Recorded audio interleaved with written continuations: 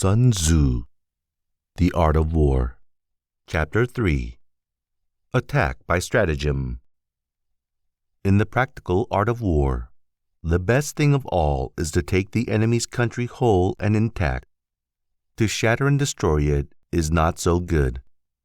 So too, it is better to capture an army entire than to destroy it, to capture a regiment, a detachment, or a company entire than to destroy them. Hence, to fight and conquer in all your battles is not supreme excellence. Supreme excellence consists in breaking the enemy's resistance without fighting. Thus, the highest form of generalship is to balk the enemy's plans. The next best is to prevent the junction of the enemy's forces. The next in order is to attack the enemy's army in the field. And the worst policy of all is to besiege walled cities. The rule is not to besiege walled cities if it can possibly be avoided.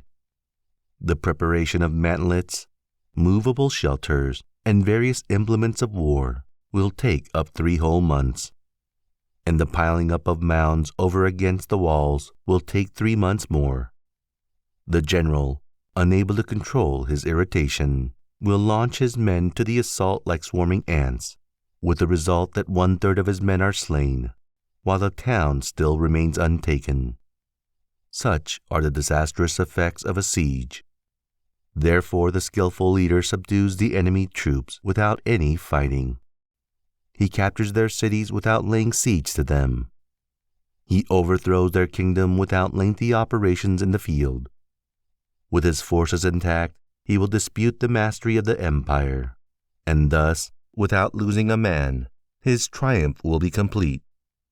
This is the method of attacking by stratagem. It is the rule in war, if our forces are 10 to the enemy's 1, to surround him; if 5 to 1, to attack him; if twice as numerous, to divide our army into 2. If equally matched, we can offer battle. If slightly inferior in numbers, we can avoid the enemy. If quite unequal in every way, we can flee from him. Hence, though an obstinate fight may be made by a small force, in the end it must be captured by the larger force. Now the general is the bulwark of the state. If the bulwark is complete at all points, the state will be strong. If the bulwark is defective, the state will be weak. There are 3 ways in which a ruler can bring misfortune upon his army: by commanding the army to advance or to retreat, being ignorant of the fact that it cannot obey. This is called hobbling the army. By attempting to govern an army in the same way as he administers a kingdom, being ignorant of the conditions which obtain in an army. This causes restlessness in the soldiers' minds.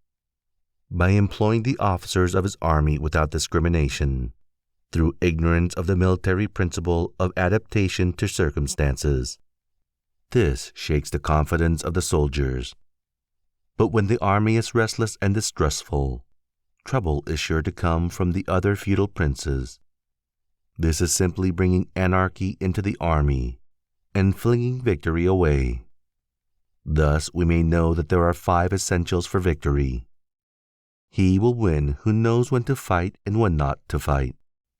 He will win who knows how to handle both superior and inferior forces.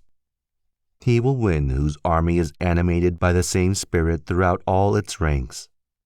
He will win who, prepared himself, waits to take the enemy unprepared. He will win who has military capacity and is not interfered with by the sovereign. Victory lies in the knowledge of these 5 points. Hence the saying, if you know the enemy and know yourself, you need not fear the result of 100 battles. If you know yourself but not the enemy, for every victory gained, you will also suffer a defeat. If you know neither the enemy nor yourself, you will succumb in every battle.